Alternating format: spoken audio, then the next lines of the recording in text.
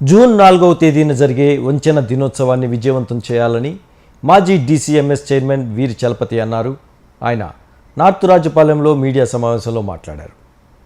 ఈ సందర్భంగా ఆయన మాట్లాడుతూ కూటమి ప్రభుత్వం వంచనకు గురి అయిన ప్రతి ఒక్కరూ ఈ కార్యక్రమంలో హాజరై విజయవంతం చేయాలని ఆయన కోరారు. వాలంటీర్లు, నిరుద్యోగులు, రేషన్ షాప్ ఆటో డ్రైవర్లు ఈ వంచన దినోత్సవానికి హాజరు కావాలన్నారు.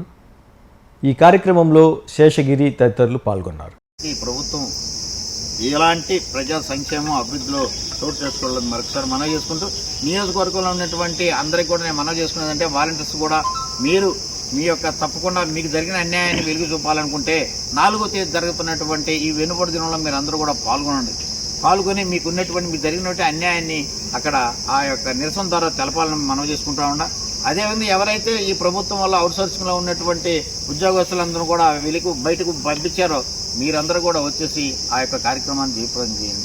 అదేవిధంగానే ఉన్నటువంటి ఈ యొక్క నిత్యావసర సరుకులు ఇస్తున్నటువంటి వ్యాను డ్రైవర్స్ వాళ్ళందరూ కూడా వచ్చినారు మా దగ్గరికి.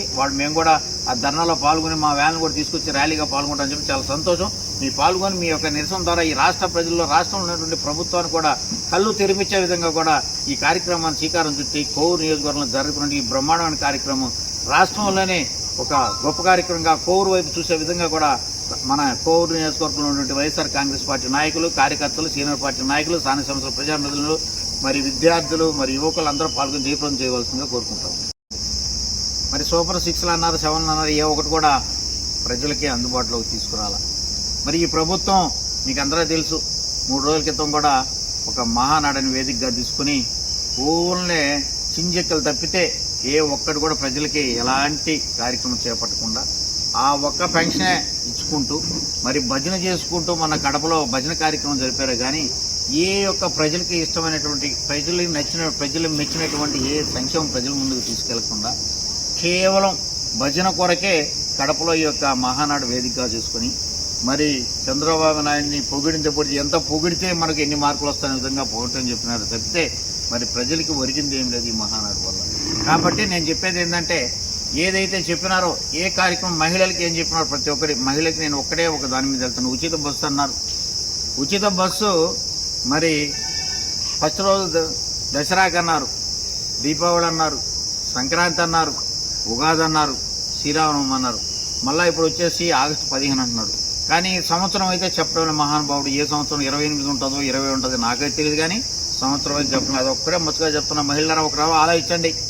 రాష్ట్రంలో ఉండే మహిళలందరికీ అబద్ధాలు చెప్పి అధికారులు వచ్చి కూటమి ప్రభుత్వం సంవత్సరం రోజులు కూడా యథేచ్ఛగా సంపాదనే ధ్యేయంగా సంపాదనలోకి వెళ్ళిపోయింది. కానీ ఏ యొక్క చెప్పినటువంటి ఏ వాగ్దానం కూడా తీర్చకుండా తన ఇంటికైతేనేమి, తన కుమారుడికైతేనేమి, తన కూటమి నాయకులైతేనేమి, తన సామాజిక వర్గానికి మేలు చేసే విధంగా ఈ సంవత్సరం రోజులు కష్టపడ్డారు తప్పితే ఏ యొక్క పేద బడుగు బలహీన వర్గాలకు సంబంధించినటువంటి ఎలాంటి వారికి కూడా ఈ యొక్క కూటమి ప్రభుత్వం పనిచేయాల.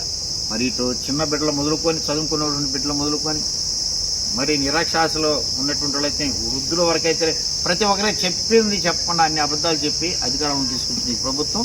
మరి విఫలమైందని 4వ తేదీ ఈ వెనుపొడి దినాన్ని జయప్రదం చేయాలని చెప్పేసి వివిధ అందరికీ అన్ని సంబంధించినటువంటి మహిళలకైతేనేమి, విద్యార్థులకైతేనేమి, యువకులకైతేనేమి, వృద్ధులకైతేనేమి, రైతులకైతేనేమి, కార్మికులకైతేనేమి, కర్షకులకైతేనేమి, ఉద్యోగస్తులకైతేనేమి ప్రతి ఒక్కరిని వేదికగా చేసుకుని 4వ తేదీ మీరు అందరూ వచ్చేసి కోవూరులో జరుగుతున్నటువంటి ఈ యొక్క వెన్నుపోటు దినోత్సవాన్ని మీరందరూ కూడా జయప్రదం చేయాలని మనవి చేసుకుంటా ఉన్నా.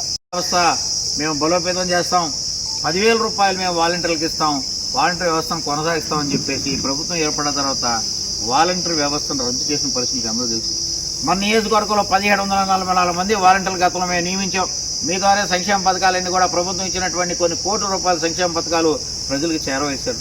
లాస్ట్కి వచ్చేసరికి మీ ద్వారా ఏదో మీకు మేము 10,000 ఇస్తాం, మీ వ్యవస్థను కొనసాగిస్తామని చెప్పేసి నిట్ట నిలువన 2,60,000 మంది మరి యువకులనైతేనేమి మరి ఆ వ్యవస్థ నుంచి తప్పించడం జరిగింది. మరి అదే కాదు, మరి అవుట్సోర్సింగ్ నుంచి ఎన్నో బ్రాంచీ షాపులు అయితేనేమి, మరి సేల్స్ మ్యాన్గా ఉన్నటువంటి వాళ్ళైతేనేమి, సూపర్వైజర్గా ఉన్నటువంటి అక్కడ వాచ్మెన్గా ఉన్నటువంటి ఎంతోమంది మరి ఈరోజు జీవితం వాళ్ళ యొక్క ఉపాధి కోల్పోయి రోడ్డు మీదకి వచ్చిన పరిస్థితి.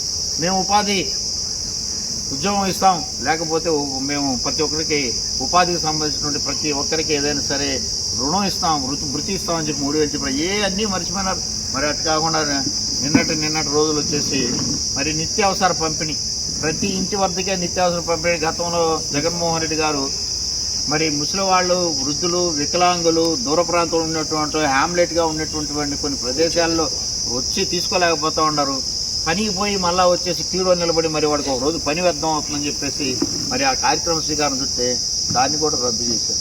మరి ఈరోజు ఆ ఆపరేటర్లు 9,700 వెహికల్స్ ఉంటే ఆ ఆపరేటర్లు అందరూ దాని సమస్య హమాలి కూడా ఈరోజు రోడ్డు మీద పడిపోయారు. మరి వాళ్ళ పరిస్థితి అధోగమంగా మారిపోయింది. ఎందుకంటే వాళ్ళు ప్రతి ఒక్కరూ అట్టడుగు కులానికి చెందినటువంటి వాళ్ళు 10% వాళ్ళు మరి డబ్బులు కట్టుకొని ఆటోలు తీసుకుంటే ఈరోజు కూడా ఆటోలు కట్టాల్సిన రుసుము కూడా ఇంకా కట్టాల్సిన పరిస్థితి ఉంది. ఇంకా 1.5 సంవత్సరం కూడా ఆ పేమెంట్స్ కట్టాల్సిన పరిస్థితి. ఈ రోజు ఆ పేమెంట్లు కట్టకపోతే వాళ్ళకి జీవితంలో కూడా ఇంకా వాళ్ళకి సంబంధించినటువంటి ఎలాంటి లోన్స్ రావు. ఎందుకంటే వాళ్ళకు ఉన్నటువంటి సిబిల్ కానీ పోతే ఏ రోజు కూడా ఎవరికి కూడా మళ్ళీ లోన్ ఇచ్చే పరిస్థితి లేదు. సో ఆ 9,700 కుటుంబాలు ఈరోజు రోడ్డు మీదకి వచ్చినాయి.